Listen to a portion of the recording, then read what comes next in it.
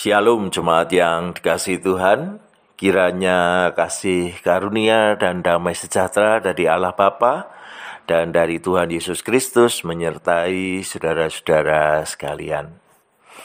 Bapak Ibu, saudara-saudara yang dikasihi Tuhan, ketika kita menjalani kehidupan kita, tentu kita mengetahui bahwa ada sesuatu yang kemudian menjadi bagian dari hubungan sebab akibat.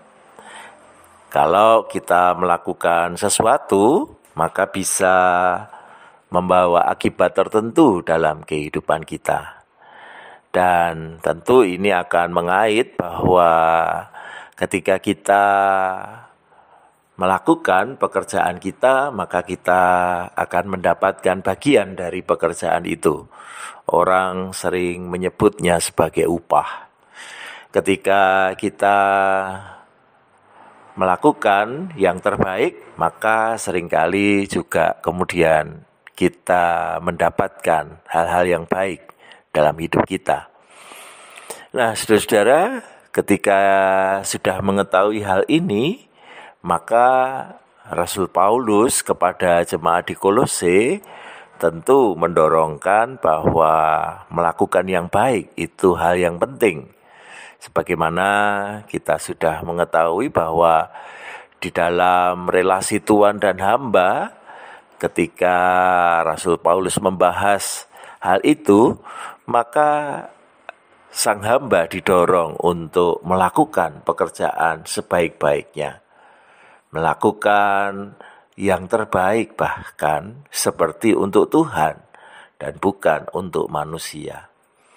Nah, bagaimana dengan orang-orang yang melakukan hal yang sebaliknya? Tentu juga akan mendapati hal yang sebaliknya juga. Di dalam Kolose 3 ayat 24 dan 25 dikatakan demikian. Kamu tahu bahwa dari Tuhanlah kamu akan menerima bagian yang ditentukan bagimu sebagai upah. Kristus adalah Tuhan dan kamu hambanya. Barang siapa berbuat kesalahan, ia akan menanggung kesalahannya itu karena Tuhan tidak memandang orang. Nah, di dalam relasi Tuhan dan hamba yang mungkin terjadi dalam kehidupan manusia di dunia pada waktu itu, maka relasi itu akan menjadi bagian yang bisa dihayati bahwa dalam hidup beriman pun, maka kita sebenarnya adalah hamba dan Kristus adalah Tuhan kita.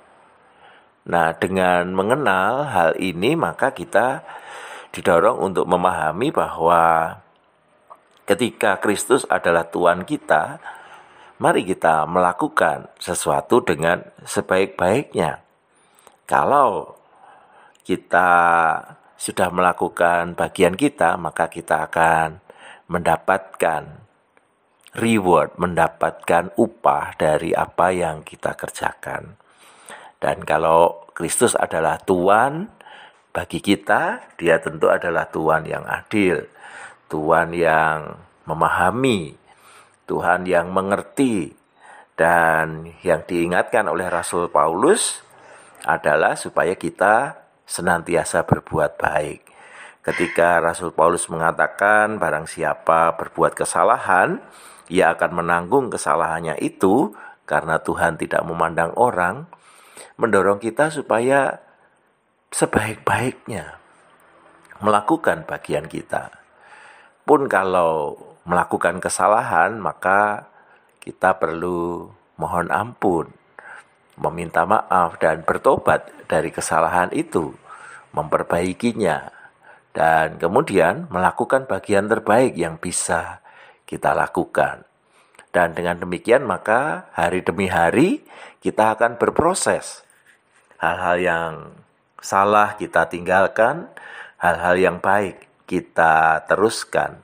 Dan dengan demikian ketika kita melakukan bagian terbaik yang ditentukan bagi kita, tentu reward yang baik juga akan kita dapatkan.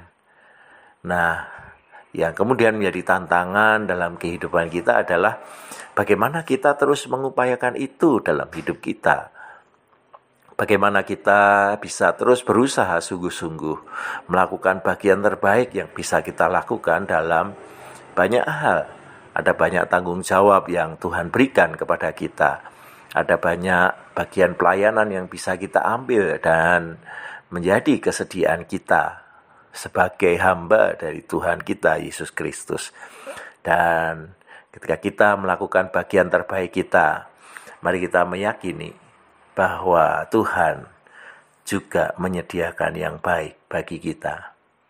Mari kita selalu mengingat bahwa kita adalah hamba dan Tuhan Yesus Kristus adalah Tuhan kita, dan dengan demikian kita selalu terarah untuk menyenangkan hatinya. Kiranya Tuhan memampukan kita semua. Amin.